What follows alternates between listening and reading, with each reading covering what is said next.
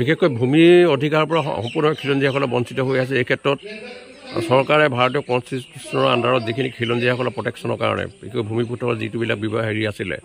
এইবিলাক পালন কৰা আমি দেখিবলৈ পোৱা নাই। এই সময়ত আমি গম পাইছোঁ যে অলপ আগতে আপুনি যি ইণ্ডোনেছিয়াত গ্ল'বেল লেণ্ড ফাৰ্মৰ মিটিং হৈছিলে তাত গৈ আপুনি বিষয়বোৰ কেনেকুৱা ধৰণে উত্থাপন কৰিলে? প্ৰথমে আপোনাক ধন্যবাদ দিছোঁ। আমি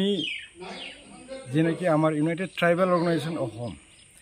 এই সংগঠনটো আমি 14 চনত গঠন কৰিছোঁ কেৱল মাত্ৰ এই আমাৰ ভূমি অধিকাৰক বচোৱাৰ বাবে, বিশেষ কৰি আমাৰ ট্ৰাইবেলৰ কাৰণে যি থকা ট্ৰাইবেল বেলেঞ্চ ব্লক তাক ৰক্ষা দিবৰ বাবে আমি এই সংগঠনটো গঠন কৰিছোঁ। ইয়াৰ উদ্দেশ্যটো হ'ল আপোনালোকে জানে এতিয়া আমাৰ মাটিত আমি মাইনৰিটি হৈ আছোঁ। ইয়াৰ একমাত্ৰ কাৰণটো হ'ল ভাৰত চৰকাৰ তথা অসম চৰকাৰৰ যেনেকৈ আমাৰ প্ৰতি এটা ঘৃণা ভাৱ আছে, সেইটোৰ কাৰণে এই বস্তুটো হ'বলৈ পাই আছে। এতিয়া আমি যিহেতু এটা ডেম'ক্ৰেটিক কাণ্ট্ৰিত থাকোঁ আৰু ডেম'ক্ৰেচিক আমি বিশ্বাস কৰোঁ, সেই হিচাপে আমি ডেম'ক্ৰেচি হিচাপে যি পন্থা আছে সেই পন্থাতে আমি ভাৰত চৰকাৰ তথা অসম চৰকাৰৰ লগত আইনীভাৱে যুঁজ দি গৈ আছোঁ।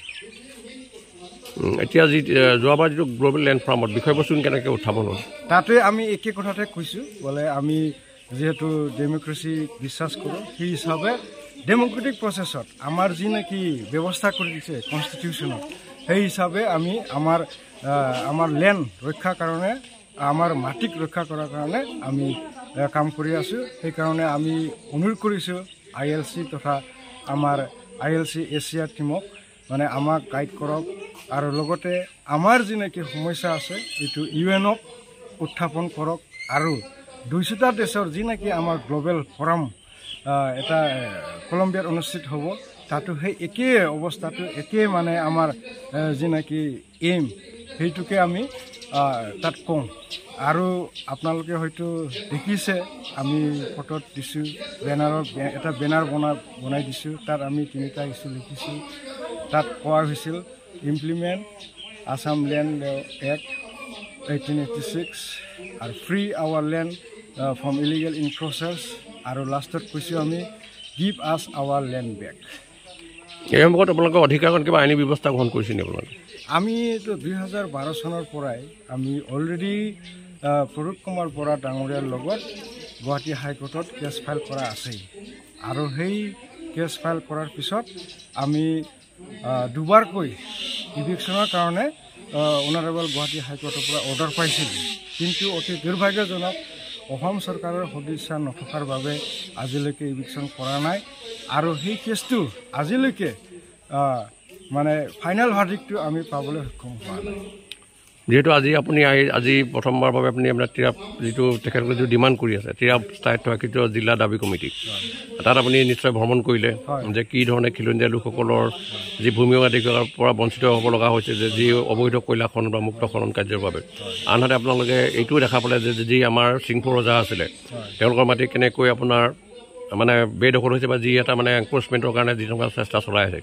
ইয়াত এই আপোনাৰ কেনেকুৱা আপোনাৰ অনুভৱ হ'ল? এই সম্পৰ্কত আমি কেনেকুৱা ধৰণৰ কাৰ্যপন্থা গ্ৰহণ কৰিব? প্ৰথমে আপোনাক এটা কথা ক'ম যে ইয়াত আজি অহাটোৱে আমাৰ মূল উদ্দেশ্যটো সেইটোৱে, আমি সমস্যাটো বুজি পাইছোঁ কাৰণে যিহেতু আজি হয়তো আমি অনাৰেবল ভাৰতবৰ্ষৰ হোম মিনিষ্টাৰক লগ কৰাৰ কথা আছিলে, তথাপি মই সেই কামটো এৰি পেলাই আমাৰ বন্ধুসকলক দায়িত্ব দি পেলাই মই ইয়াত অহাৰ উদ্দেশ্যটো সেইটোৱে, মানে মই ডিটেইলছ ভাল কৰি বুজা নাছিলোঁ। ইয়াত এতিয়া আহি প্ৰেক্টিকেলত চালোঁ আৰু এতিয়া আমি কিছুমান কথাবিলাক গম পালোঁ, আৰু এতিয়া আমি কিছুমান ডকুমেণ্টছবিলাক কালেক্ট কৰাৰ পিছত আমি নেক্সট পৰ্যায়ত আইনী ব্যৱস্থাটো হাতত গ্ৰহণ কৰিম। দেখিবলৈ পাইছোঁ যে অকল আমাৰ অসম বা উত্তৰ পূৰ্বাঞ্চলত নহয়, ভাৰতৰ বিভিন্ন অঞ্চলত যি খিলঞ্জীয়া বা যিসকল জনজাতিৰ লোকসকলক তেওঁলোকক চৰকাৰে অবৈধ তেওঁলোকৰ ভূমি অধিকাৰ বঞ্চিত কৰে, বাৰে বাৰে যিবিলাক মানে উন্নয়নৰ কাৰণে প্ৰজেক্ট লৈছে বা যিকোনো প্ৰজেক্ট লৈছে তেওঁলোকক বাৰে বাৰে বিশেষকৈ যিটো ফৰেষ্ট ৰাইট এক্ট আছে সেইটো সম্পূৰ্ণৰূপে ভায়লেট কৰি কাম কৰি আছে। এই ক্ষেত্ৰত আপুনি ভাবেনে যে এই আপোনালোকৰ আমাৰ যিটো অধিকাৰৰ কাৰণে যিটো আন্দোলন বা যিটো ব্যৱস্থা গোটেই সমগ্ৰ দেশৰ মাজত আপোনাৰ কিবা কৰস্পণ্ডেঞ্চ আছে নেকি যিবিলাক জনগোষ্ঠীয় জাতিৰ লোক আছে? হয়, এতিয়া আমি ILCৰ মেম্বাৰ হোৱাৰ লগে লগে আমি NLC নেশ্যনেল লেণ্ড কোৱালিশ্যন ইণ্ডিয়াৰ লগত আমাৰ কানেকশ্যনটো হৈ গ'ল, আৰু লাহে লাহেকৈ যিহেতু আমি নতুনকৈ ILCৰ মেম্বাৰশ্বিপত পাইছোঁ তো আমি লাহেকৈ কামবিলাক আমাৰ যি নেকি অসমৰ সমস্যা বা নৰ্থ ইষ্ট ইণ্ডিয়াৰ সমস্যা এইবিলাক আমি ILCত আমি NLCৰ দ্বাৰাও মানে উত্থাপন কৰিম আৰু এতিয়া আপুনি এতিয়া জুন মাহত নিশ্চয় এতিয়া কলম্বিয়া যাব যি আন্তঃৰাষ্ট্ৰীয় প্ৰেক্ষাপটত খিলঞ্জীয়াসকলৰ যি অধিকাৰসমূহ যি মানে ৰাষ্ট্ৰসংঘই দিছে এইক্ষেত্ৰত আপুনি কিমান আশাবাদী যে খিলঞ্জীয়াসকলে এই অধিকাৰসমূহ সুৰক্ষিত কৰি ৰাখিব পাৰিবনে নিশ্চয় আমি আশাবাদী কিয়নো ভাৰতবৰ্ষ এটা ইউএনৰ মেম্বাৰ কাণ্ট্ৰি হয় তো ইউএনত যি ডিছকাশ্যন হয় তাত আমাৰ ভাৰতৰ প্ৰতিনিধি থাকে ভাৰত দেশৰ প্ৰতিনিধি থাকিবই তো সেই প্ৰতিনিধিৰ আগত নিশ্চয় আমাৰ কথাবিলাক উল্লেখ হ'ব আৰু আমি আশাবাদী আমাৰ গোটেই 200টা দেশৰ যি নেকি এটা সংগঠন যি নেকি এটা মঞ্চ ইণ্টাৰনেশ্যনেল লেণ্ড কোৱালিশ্যন তেখেতসকলৰ যি নেকি ৰিকুৱেষ্ট সেইটো ৰাষ্ট্ৰসংঘ তথা ভাৰত চৰকাৰেও সেইটো মানি ল'ব বুলি আমি বহুত আশাবাদী ধন্যবাদ বসুমত ডাঙৰীয়া আপোনালোকে যি প্ৰচেষ্টা লৈ আছে আমি আশাবাদী যে জনজাতীয় লোকসকলৰ যি সাংবিধানিকভাৱে যি সুৰক্ষাৰ ব্যৱস্থা নিশ্চয় ব্যৱস্থাৰ ক্ষেত্ৰত ৰাষ্ট্ৰীয় পৰ্যায়ত আন্তঃৰাষ্ট্ৰীয় পৰ্যায়ৰ বিভিন্ন দলসমূহৰ আপোনালোকৰ যোগাযোগ আছে আমি আশা কৰিছোঁ যে আপোনালোকৰ যি কাৰণে লাগি আছে এই কাম নিশ্চয় সফল হ'ব ধন্যবাদ থেংক ইউ